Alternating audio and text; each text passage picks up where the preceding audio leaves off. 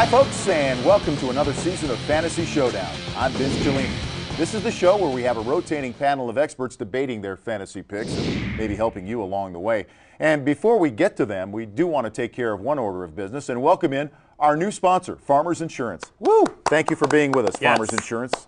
Seated next to me is the man who finished number 2. You are number 2 for now, Bill Kim. Soon to be number 1. And with us from the Hall of Fame studios in Charlotte is the defending champion, Joe Menzer. Joe, good to see you again. And I know it's been a busy off season for you, what with the banquet circuit and all the touring and talking that you've done. So good to see you guys. Good to still celebrating, I see. Yeah. Well, is it time to stop celebrating and get on to the new business? Well, new order of business? I'm sorry. Yeah, okay. I think so. But, Joe, you've always been a gracious winner. Any message for Bill Kim as we start a new season? No, but I got to say I have been humbled by the fans' response to my championship. That's because mainly there really wasn't much fan response. So maybe this year, Bill, or maybe next year.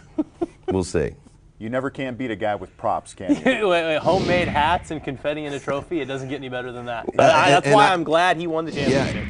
Yeah. All right, let's get to the scoring categories. And the 5 scoring categories for this season are finish position, place differential, laps led, fastest laps, and the new category, pit road. Drivers will gain or lose points based on the total positions gained or lost during caution flag pit stops.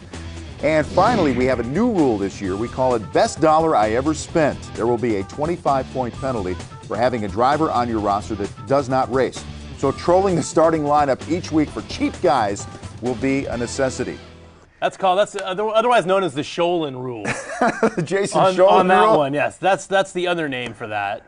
Okay, guys, let's get to it, and we'll start with the carrot top of fantasy experts, and that's Joe Menzer. Joe, since you're defending champion, why don't you start with your stud for this week at the Great American Race, the Daytona 500? Well, my stud for this week, opening up the season, is Kyle Busch. Last year, you guys got on me a lot for getting stuck too much on the numbers, but he has finished as high as 4th there.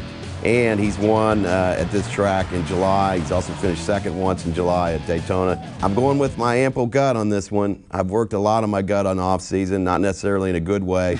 I feel like based on what he did in the Bud Shootout, he is my stud of this week. That's a pretty good stud pick right there. What do you say to that, Bill Kim? No, I would say nothing. You say nothing? I say nothing. I respect the champion. That's what I'm supposed to do. He's just thrown confetti and gone on the banquet circuit in the off-season and disparaged you, and you're going to say nothing? You better come out with some fight, mister. I respect the champion. Well, come out with some fight. Give me a stud. No, my stud this week, I'm also going to agree with Joe and go with a guy who has never won the Daytona 500. That's Greg Biffle. I am thoroughly impressed with these Ford engines during the first week of Speed Weeks. You look at the leaderboard, and it's nothing but blue ovals. So I like Greg Biffle. I think he's going to be able to take that front row starting position, make something out of it. He finished 3rd here in 2010.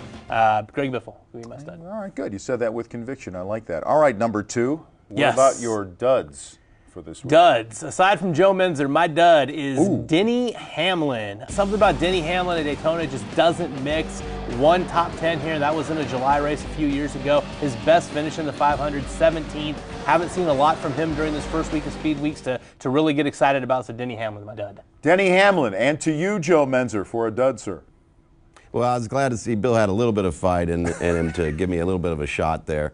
But my dud of this week, Kurt Busch, the other Busch brother. And I know that there's a lot of, feel-good karma about, he's switching to Phoenix Racing. But I think it's a little soon to jump on that Kurt Busch bandwagon, and I think he's going to have trouble finding friends in those final laps when it matters. So I definitely would not spend the money on Kurt Busch this week. All right, splitting up the brothers is Joe Menzer. And Joe, we go right back to you for a driver to watch this week, sir. Well, I don't see how you can pick anybody but, Trevor Bayne, the guy who came out of nowhere to win last year's Daytona 500. This kid can really get it done. He was stout in qualifying.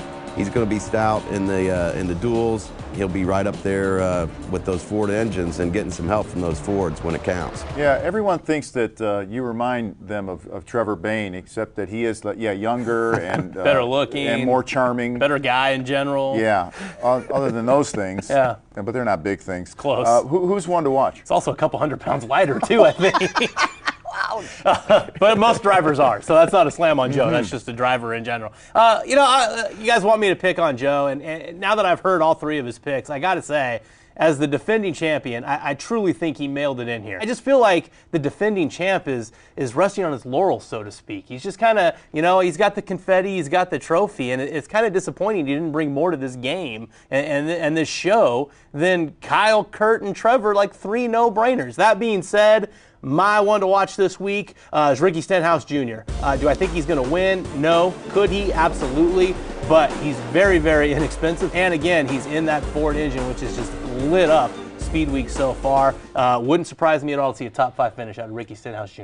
See, now that's the Bill Kim I know. It took him a little while to get here. I'm back. But then he arrived. So Joe Menzer, the gauntlet has been thrown down, and the challenge is he crying? is He there. looks like he's crying.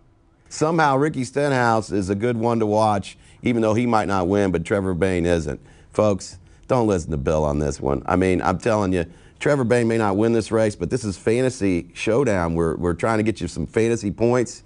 You want some fantasy points, go with Trevor Bayne, not Ricky Stenhouse Jr. Let me tell you right now, it was Joe. nice of him to give a hat. I'm going to tell you right now, Joe Menzer, last 4 Daytona 500 winners, only 1 has even finished in the top 10 the next year. Trevor Bayne ain't going to be in the top 10.